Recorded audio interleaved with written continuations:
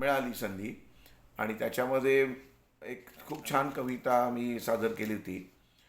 तीसुद्धा मंगेश पाडगावकरांच्या उपस्थितीमध्ये त्यांच्या अध्यक्षतेखाली जे संमेलन झालं होतं त्याच्यामध्ये मी कविता सादर केली होती, प्रहर नावाची.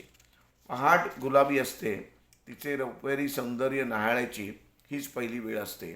सकाळ सकाळ शहाणी असते, संयमाचा लगाम लावायला अगदी योग्य वेळ असते.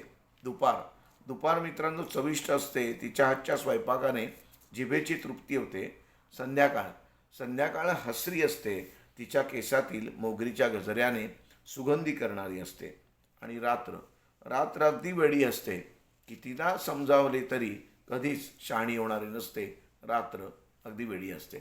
तेव्हा या कवी संमेलनामध्ये पाडगावकर सरांनी खूप आस्थेने चौकशी केली होती. तुमचा कविता संग्रह वगैरे निघालाय का इथपर्यंत चौकशी केली होती. तेव्हा मला खूप म्हणजे असं शरवण्यासारखं झालं होतं. याच्यानंतर पाडगावकरांचे शब्द तर रोज भेटतच होते दिदींच्या किंवा अरुंडा त्यांच्या गाण्यातून.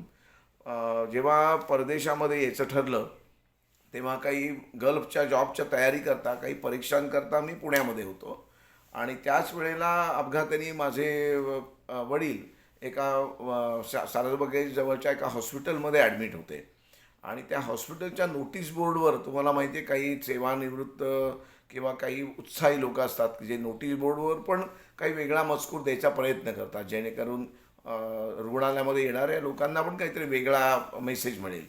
तेव्हा मग शहाडे हॉस्पिटलच्या नोटीस बोर्डवर सुद्धा पाडगावकरांचे शब्द भेटले आणि त्याच्यामध्ये पाडगावकर सर म्हणत आहेत, कशासाठी भयाने ग्रासून जायचे, फुलाच्या प्रत्येक क्षणी नासून जायचे, सुकून जाणार म्हणून कधी कळी फुलाची थांबते का, मरण येणार म्हणून कोणी जगायचे थांबते का. मंगेश पाडगावकर. तेव्हा हा थोडक्यात मागोवा आम्ही घेतला. पुढच्या भागामध्ये दीदींनी जी गाणी गायली आहेत पाडगावकरांची त्याच्यावर एक छोटासा मागोवा घ्यायचा प्रयत्न आहे. मनपूर्वक धन्यवाद. नमस्कार.